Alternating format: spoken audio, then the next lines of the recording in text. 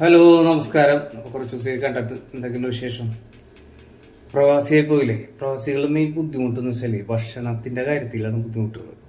ചിലർക്കും കൃത്യസമയത്ത് കഴിക്കാൻ പറ്റാത്തവരുണ്ടാവും, കൃത്യസമയത്ത് ഭക്ഷണം കിട്ടാത്തവരുണ്ടാവും, പലരും ഒഴിവാക്കുന്നവരുണ്ടാവും.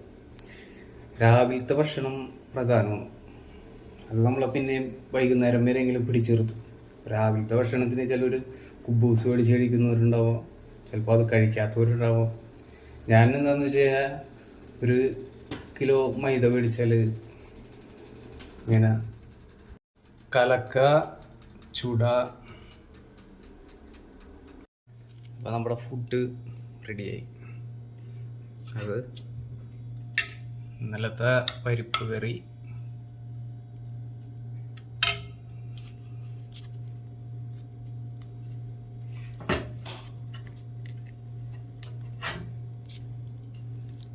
അപ്പം ഇങ്ങനെ കഴിക്കാം.